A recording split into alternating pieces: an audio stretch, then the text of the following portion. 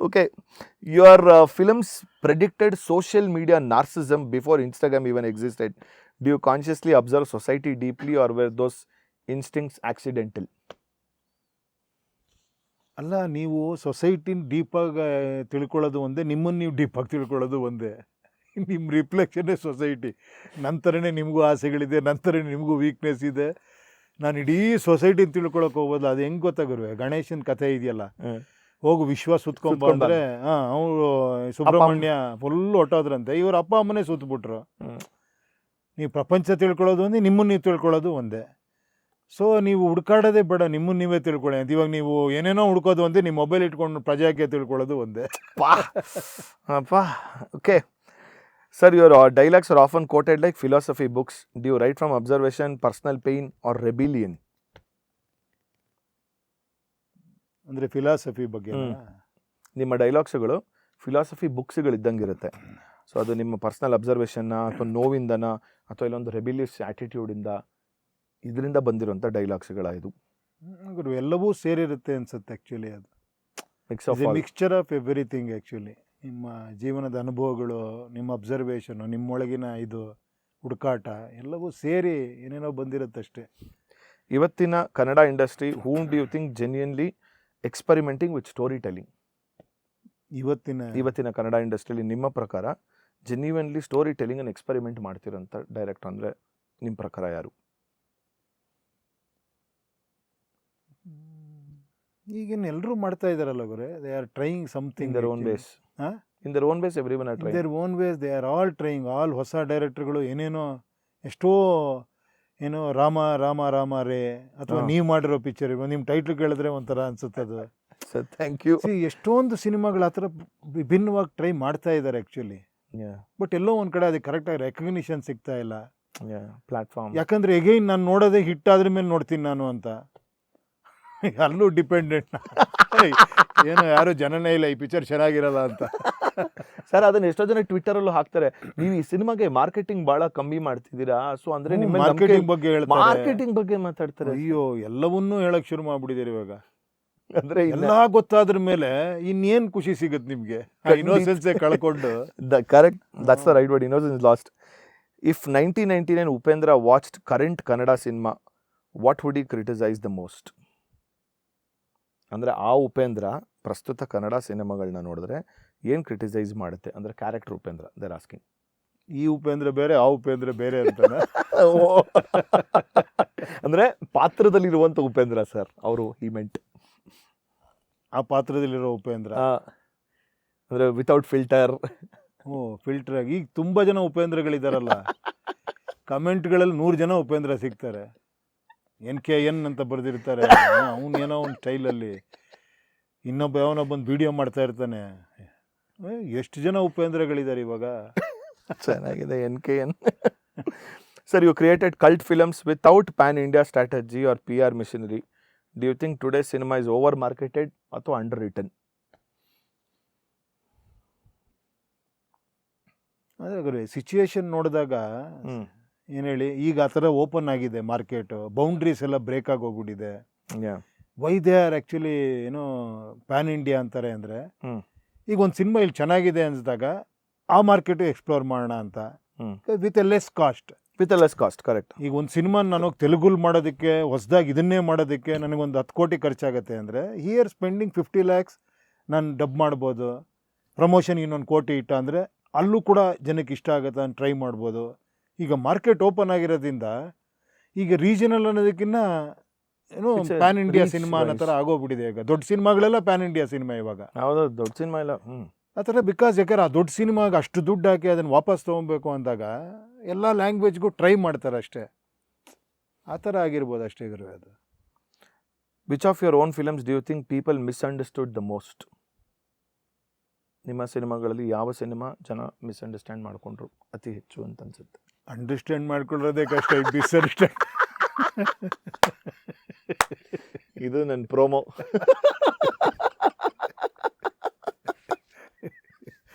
ಇದು ಎಪಿಕ್ ಉತ್ತರ ಸರ್ ಇದು. Sir, when you write, do scenes come first or ideas or philosophy? ಬರೆದಾಗ ಬರೆಯೋಕ್ಕೆ ಮುಂಚೆನಾ? ಅಥವಾ ಬರಿಬೇಕಾದ್ರೆ? ಅಲ್ಲ, ಒಂದು ಯಾವುದೋ ಒಂದು ಥಾಟ್ ಪ್ರೊಸೆಸ್ ಸ್ಟಾರ್ಟ್ ಆಗೋದು ಗುರುವೆ. ಅದು ಆ್ಯಕ್ಚುಲಿ ಏನು ಹೇಳಿ, ಒಂದು ಯಾವುದೋ ಒಂದು ಕಿಡಿ, ಒಂದು ಸಣ್ಣ ಇದು, ಒಂದು ಐಡಿಯಾ, ಅಲ್ಲಿಂದ ಸ್ಟಾರ್ಟ್ ಆಗ್ತಾ ಹೋಗುತ್ತೆ. ಟೆಕ್ನಿಕಲಿ ಐಡಿಯಾನೇ ಅಲ್ವಾ ಸರ್ ಆ್ಯಕ್ಚುಲಿ? ಒಂದು ಐಡಿಯಾ, ಏನೋ ಒಂದು ಇದನ್ನು ಏನು ಹೇಳಕ್ಕೆ ಹೊರಟಿದ್ದೀವಿ, ಒಂದು ಸಿಂಪಲ್ ಇದು ಹೇಳಬೇಕು. ಇದು ಭಾಳ ಯಂಗ್ಸ್ಟರ್ಸ್ಗೂ ಇದಾಗ್ಬೋದು. ತುಂಬ ಜನ ಆಸೆ ಪಡ್ತಾರೆ, ಡೈರೆಕ್ಟ್ರ್ ಆಗಬೇಕು ಸರ್, ನಾನು ಡೈರೆಕ್ಟ್ರ್ ಆಗಬೇಕು. ಅವಾಗ ಒಂದು ಕ್ವಶನ್ ಕೇಳ್ತೀನಿ ಅಂದ್ಕೊಳ್ಳಿ ನಾನು, ಏನಕ್ಕೆ ಡೈರೆಕ್ಟ್ರ್ ಆಗಬೇಕು ನೀವು? ಫಸ್ಟ್ ಕನ್ಫ್ಯೂಸ್ ಆಗ್ತಾರೆ. ಸರ್ ಡೈರೆಕ್ಟ್ರ್ ಆಗಬೇಕು, ಸರ್ ಒಂದು ಕತೆ ಹೇಳಬೇಕು. ಏನಕ್ಕೆ ಆ ಕತೆ ಏನಕ್ಕೆ ಹೇಳಬೇಕು ಅನ್ನಿಸ್ತಿದೆ ನಿಮಗೆ? ಮತ್ತು ಸರ್ ಕತೆ ಹೇಳ್ಬೇಕು ಸರ್ ನಾನು. ಇದು ಹೆಂಗೆ ಗೊತ್ತಾ, ಸಿಂಪಲಾಗಿ ಹೇಳ್ತೀನಿ ಕೇಳಿ. ದ ರಿಯಲ್ ಬಿಸ್ನೆಸ್ ಎಲ್ಲಿದೆ ಅಂದರೆ, ನೀವು ಜನಕ್ಕೆ ಏನು ಕೊಡ್ತೀರಾ ಅನ್ನೋದಷ್ಟೇ ನಿಮ್ಮ ಇಂಟೆನ್ಷನ್ ಆಗಿದ್ರೆ, that is the best business ಅಂತೆ. ಸೂಪರ್. ಒಂದು ಸಣ್ಣದು ಎಕ್ಸಾಂಪಲ್ ಹೇಳ್ತೀನಿ. ಒಂದು ಹೋಟ್ಲ್ ಇಡಬೇಕು ಅಂತ ನನಗೆ ಆಸೆ ಆಗುತ್ತೆ ಅಂದ್ಕೊಳ್ಳಿ. ಓಕೆ, ಎಸ್, ಗುಡ್, ಒಂದು ಹೋಟ್ಲು. ಬಟ್ ನಾನು ಹೋಟ್ಲ್ ಇಡಬೇಕಾದ್ರೆ ನಾನಿಲ್ಲಿ ದ ಬೆಸ್ಟ್ ಫುಡ್ ಕೊಡಬೇಕಪ್ಪ, ಪ್ರಪಂಚದಲ್ಲಿ ಯಾರು ಕೊಡದಿರೋ ಥರ ಇಡ್ಲಿ ಅಷ್ಟು ಸ್ಮೂತಾಗಿರ್ಬೇಕು, ಇಡ್ಲಿ ದೋಸೆ ಹೆಂಗಿರಬೇಕು, ಆಮೇಲೆ ಅದು ಹೈಜಿನಿಕ್ ಆಗಿರಬೇಕು, ಅದ್ರ ಪ್ರೆಸೆಂಟೇಷನ್ ಹಿಂಗೆ ಕೊಡ್ಬೇಕು ನಾನು. ಏನು ಹೇಳಿ, ಈ ಥರ ಒಂದಷ್ಟು ಅಂದ್ಕೊಂಡೆ ಅಂದ್ಕೊಳ್ಳಿ. Criteria, people should love this ಅಷ್ಟೇ. ನಿಮಗೆ ಎರಡನೇ ದಾರಿ ತಗೊಳ್ಳಿ.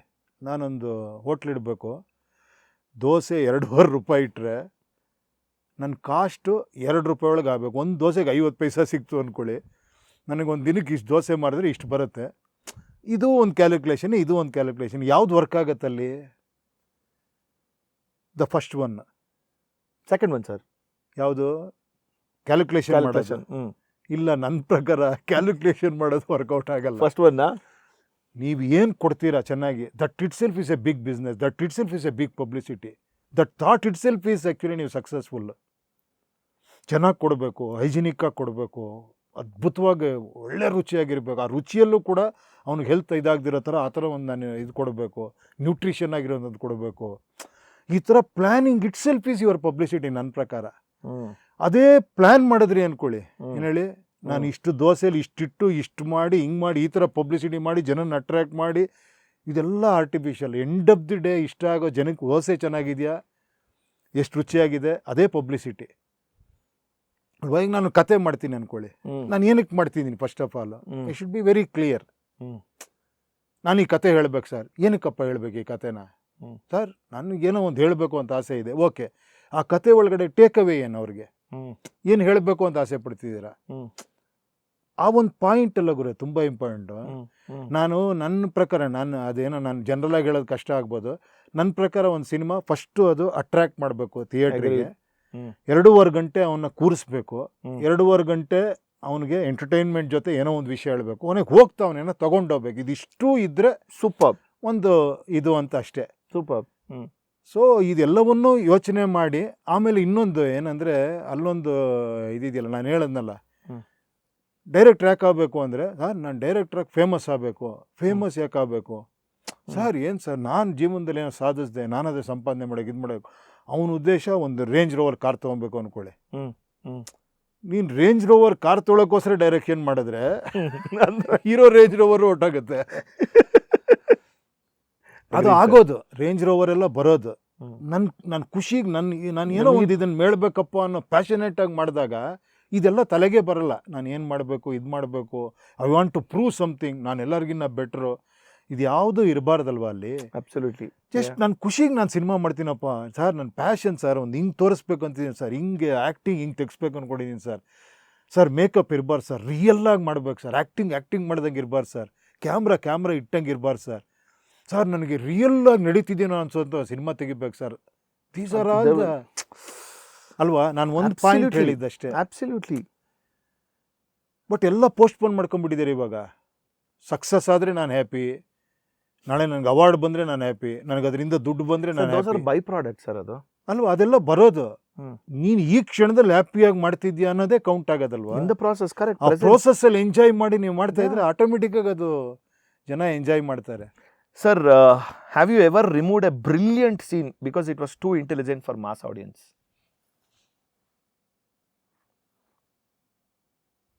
ಇಲ್ಲ, ಆ ಥರ ನಾನು ಯಾವುದು ರಿಮೂವ್ ಮಾಡಿಲ್ಲ ಸರ್. ಇಲ್ಲ. ಓಕೆ ವಿಚ್ ಅವಳು ಓವರ್ ಎಸ್ಟಿಮೇಟ್ ಮಾಡ್ತೀನಿ ಆಡಿಯನ್ಸ್ನ.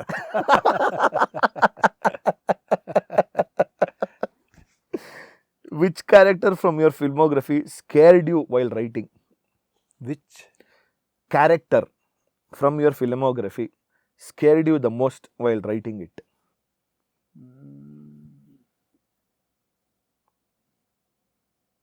ಇಲ್ಲ ಗುರು, ಆ ಥರ ಇದ್ದಿದ್ರೆ ನಾನು ಮಾಡ್ತಿರ್ಲಿಲ್ಲ. ನನಗೇನು ಆ ಥರ ಏನು ಮಾಡ್ಬೇಕಾರೆ ಇದು ಕಷ್ಟನಪ್ಪ ಅಂತ ಅನ್ಸಲ್ಲ ಅಲ್ವಾ? ಭಯ ಅಂತ ಅನಿಸಿಲ್ಲ. ಇನ್ಕ್ಲೂಡಿಂಗ್ ನಾನು. ನಾನು ಬರ್ಬೇಕಾರಂತೂ ಅಯ್ಯೋ, ನನಗೆ ಲೇಡೀಸ್ ಎಲ್ಲ ತುಂಬ ಇಷ್ಟಪಡ್ತಾರೆ ಈ ಪಿಕ್ಚರ್ನ ಅಂತ. ಅದು ನೋಡ್ರೆ ರಿವರ್ಸ್ ಆಗೋಯ್ತು ಅವಾಗ ಆ ಟೈಮಲ್ಲಿ. ಬಟ್ ಇವತ್ತು ಅಕ್ಸೆಪ್ಟ್ ಮಾಡ್ಬೋದು ಸರ್, ಒಳೊಳಗೆ ಅದನ್ನೇ. ಇಲ್ಲ ಇಲ್ಲ ಇಲ್ಲ, ಈಗ ಅಕ್ಸೆಪ್ಟ್ ಮಾಡ್ತಾರೆ, ಅವಾಗಲೂ ಮಾಡಿದ್ರು. ಬಟ್ ಅದೊಂಥರ, ಅದು ಹೆಂಗೆ ಅಂದರೆ ಅದೊಂಥರ ಏನು ಹೇಳಿ, ಒಪಿನಿಯನ್ಗಳು ಬೇರೆ ಥರ ಬಂದಾಗ ನಿಮ್ಗೆ ಅದು ಅಷ್ಟೇ. ಇವಾಗ ಈಗ ಹೆಂಗಾಗಿದೆ ಗೊತ್ತಾ, ಕೆಲವು ಡೈರೆಕ್ಟರ್ಸ್ ಹೇಳ್ತಾರೆ, ಸರ್ ನಮ್ಮ ಸಿನಿಮಾ ನಾವು ಉಳಿಸ್ಕೊಬೇಕು ಸರ್ ಅಂತ. ಹೆಂಗೆ ಉಳಿಸ್ಕೊಳ್ಳೋದಂದರೆ ಸರ್ ಎಲ್ಲ ಕಡೆ ನೆಗೆಟಿವ್ ಎಲ್ಲ ಕಿತ್ತಾಕಿ ಪಾಸಿಟಿವ್ ಮಾಡಿ ಮಾಡಿ ಮಾಡಿ ತಲೆಯಲ್ಲಿ ತುಂಬಬೇಕು ಸರ್. ಈ ಪಿಕ್ಚರ್ ಚೆನ್ನಾಗಿದೆ ಅಂತ ತುಂಬಿಸ್ಬಿಟ್ರೆ ಆಮೇಲೆ ಅದು ನೋಡ್ಕೊಂಡು ಹೋಗ್ತಾ ಇರ್ತಾರೆ ಸರ್ ಅಂತ. ಮೋಸ್ಟ್ಲಿ ಅದು ಕರೆಕ್ಟ್ ಇರ್ಬೋದು. The film Upendra still confuses people even today. Was the movie meant to be understood logically or emotionally? ಫಿಲಾಸಫಿಕಲಿ ಅಷ್ಟೇ ಅದು. ಅದು ಎರಡಕ್ಕೂ ಲಾಜಿಕಲಿ ಯೋಚನೆ ಮಾಡಿದ್ರೆ ಅದು ಲಾಜಿಕಲ್ಲ ಅನಿಸ್ಬೋದು ನಿಮಗೆ. ಅದಕ್ಕೋಸ್ಕರ ನಾನೊಂದು ಬೇರೆ ಕಥೆ ಥರ ಮಾಡಿದ್ದು ಅದನ್ನು. ಇನ್ನೊಂದು ಎಮೋಷನಲ್ಲಿ, ಅದು ಎಮೋಷನ್ಗಿಂತ ಒಳಗಡೆ ಹೋಗಿತ್ತು ಅದು. ಅಂದರೆ ಡೆಪ್ತ್ ಅದು ಆ್ಯಕ್ಚುಲಿ. ಏನು ಹೇಳಿ, ಎಮೋಷನ್ನು ಇದ್ದರೂ ಕೂಡ ಅದರೊಳಗಡೆ ಒಂದು ತರ್ಕ ಇತ್ತು ಅದರೊಳಗಡೆ. ಮೋಸ್ಟ್ಲಿ ಅದೇ ಫಿಲಾಸಫಿಕಲ್ ಅಂತಲೇ ಹೇಳಬೇಕದು. Sir, do you intentionally make audiences uncomfortable by exposing hidden human thoughts which nobody openly admits? ಅದೇ ಆ ಥರ ಗೊತ್ತಿಲ್ಲ ಗುರು, ನಾನು ಬೇಕಂತ ಅನ್ಕಂಫರ್ಟಬಲ್ ಮಾಡಬೇಕು ಅಂತಲ್ಲ. ನಾನು actually It happens, it is like ಅದೇ ದ ರಿಯಾಲಿಟಿಗೂ ಮತ್ತೆ ಟ್ರೂತ್ಗೂ. ರಿಯಾಲಿಟಿ ಹೇಳಿದಾಗ ನಿಮ್ಗೆ ಚೆನ್ನಾಗಿರುತ್ತೆ, ಟ್ರೂತ್ ಒಳಗಡೆ ಹೋದಾಗ ಸ್ವಲ್ಪ ಅನ್ಕಂಫರ್ಟಬಲ್ ಆಗುತ್ತೆ ಅದು. Okay, A felt like man arguing with his own destiny. Were you mentally in a very different space during that phase? Mentally different space ಇರ್ಬೋದೇನೋ, ಗೊತ್ತಿಲ್ಲ ಆ್ಯಕ್ಚುಲಿ. ಒಂದೊಂದು ಸಿನಿಮಾ ಮಾಡ್ಬೇಕಾದ್ರೆ ಒಂದೊಂದು ಇದರಲ್ಲಿ ಇರ್ತೀವಿ ನಾವು ಆ ಗುಂಗಲ್ಲಿ. ಏನು ಹೇಳಿ, ಉಪೇಂದ್ರ ಮಾಡ್ಬೇಕಾದ್ರೆ ಒಂದು ಗುಂಗಿರುತ್ತೆ, ಉಶ್ ಮಾಡ್ಬೇಕಾದ್ರೆ ಒಂದು ಗುಂಗಿರುತ್ತೆ, ಟೇಕಿಂಗ್ಸಿಂದ ಹಿಡಿದು ಹಾರರ್ ಅಂತ ಆದಾಗ ಒಂದು ಇರುತ್ತೆ, ಕಾಮಿಡಿ ಮಾಡ್ಬೇಕಾದ್ರೆ ಒಂದು ಬೇರೆ ಥರ ಇರುತ್ತೆ, ಆ್ಯಕ್ಷನ್ ಮಾಡ್ಬೇಕಾದ್ರೆ ಒಂದು ಬೇರೆ ಮೂಡ್ ಇರುತ್ತೆ. ಓಮ್ ಮಾಡ್ಬೇಕಾರೆ ತಗೋ ಬಾಟ್ಲಿ ಹೊಡಿ, ಹಿಂಗೆ ಹಿಂಗೆ ತೆಗಿಬೇಕು, ಹೊರಗಡೆ ಬನ್ನಿ ಸರ್, ಹೊರಗಡೆ ಬೆಂಕಿ ಹಾಕ್ಬಿಟ್ಟು ಅದರೊಳಗಿಂದನೇ ಹೊರಗಡೆ ಎಳೆದು ಪ್ರೇಮ ಅವ್ರನ್ನ, ಪಾಪ ಶಿವಣ್ಣನ ಸರ್, ಅದು ನಿಜವಾದ ಬೆಂಕಿ ಅಲ್ಲ ಅಂಬಾಸಡರ್. ಬೆಂಕಿ ಹಾಕ್ಬಿಟ್ಟು ಅದರೊಳಗೆ ಗ್ಲಾಸ್ ಹೊಡ್ಕೊಂಡು ಹೊರಗೆ ಬನ್ನಿ ಅಂತ ಬರೋರು ಅವರು. ಆ ಥರ ಮೊಟ್ಟೆ ಹೊಡೆದವಳು ತಲೆ ಮೇಲೆ. ಒಂದು ವೆರಿ ಅನ್ಕಂಫರ್ಟಬಲ್ ಸೀನು. ಪಾಪ ಇವತ್ತಿಗೂ ಅವ್ರು ಹೇಳ್ತಾರೆ, ಅಪ್ಪ ಸಾಕಪ್ಪ ನನಗೆ ಅವ್ರ ಸಾವಾಸನೆ ಬೇಡ ಅಂತ. ಸೊ ಸಮ್ಟೈಮ್ಸ್ ಏನು ಮಾಡ್ತೀರಾ, ಆ ಥರ ಸೀನ್ಗಳಿದ್ದಾಗ, ಆ ಥರ ಇದ್ದಿದ್ದಾಗ ಆಮೇಲೆ ಚೆನ್ನಾಗಿರುತ್ತೆ ಅದು ಅವ್ರಿಗೆ. And okay, most actors enter politics after becoming politically correct. You entered politics while remaining unpredictable. Do you think unpredictability is a dangerous in politics? Politically correct ಅಂದ್ರೆ ಏನದು?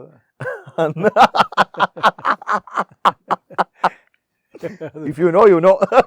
Politically correct correct. ಆ್ಯಕ್ಚುಲಿ ನನಗೇನೋ ಇದಲ್ವ correct ಅಂತ ನಾನು ಹೇಳ್ತಿರೋದು. ಅದೇ ಹೇಳಿದ್ದು, politically correct ಅನ್ನೋದು ಹೆಂಗೆ ಇದೆ ಅಂದರೆ ಫಸ್ಟೇ ಬಂದು ಕೆಲಸ ಮಾಡು ಅಂತ. ಅದೇ ಕರೆಕ್ಟ್. ಆಮೇಲೆ ದುಡ್ಡು ಕೊಡೋ ಓಟ್ ಹಾಕ್ತೀನಿ ಅನ್ನೋದು, ಫ್ರೀ ಬೀಸ್.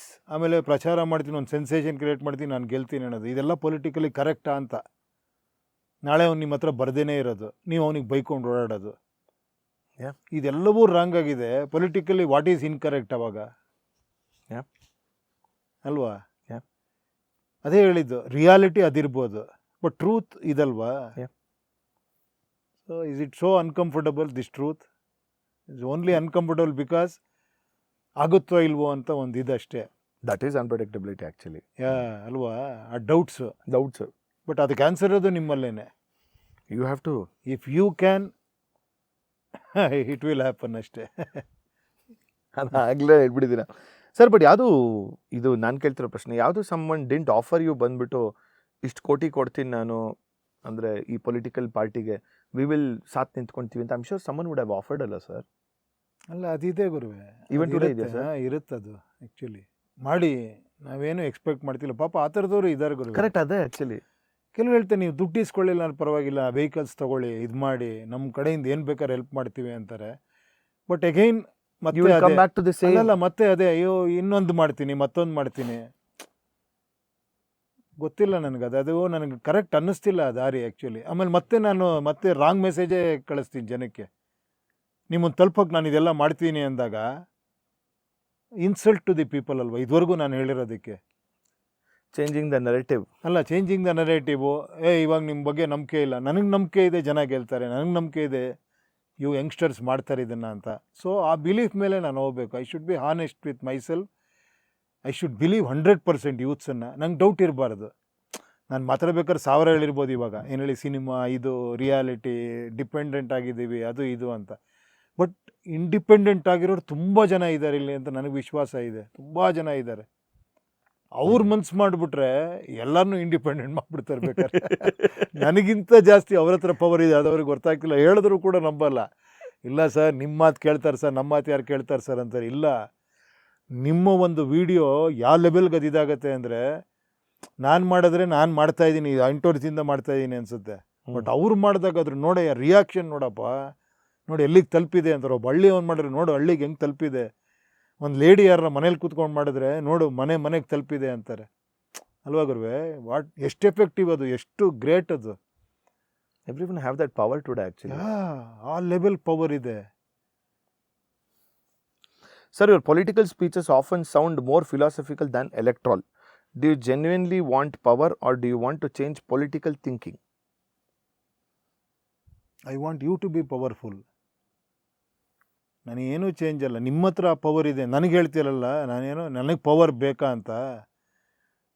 ಆ ಪವರ್ ಬೇಕಪ್ಪ, ನಿಮ್ಮೊಳಗಿರೋ ಪವರ್ ಬೇಕಷ್ಟೇ ನನಗೆ. ಆ ಪವರ್ ಬೇಕಾಗಿಲ್ಲ. Today, politics is driven by emotional polarization. Can ideology survive in the age of social media manipulation? ಎಲ್ಲಿಂದ ಏನೇನು ಚೆನ್ನಾಗಿ. It's A very good question. ಹೌದು, ಸೋಷಿಯಲ್ ಮೀಡಿಯಾ ಮ್ಯಾನಿಪುಲೇಷನ್ನು ಇರುತ್ತೆ. ಅದರಿಂದನೂ ನೀವು ಹೊರಗೆ ಬರಬೇಕು.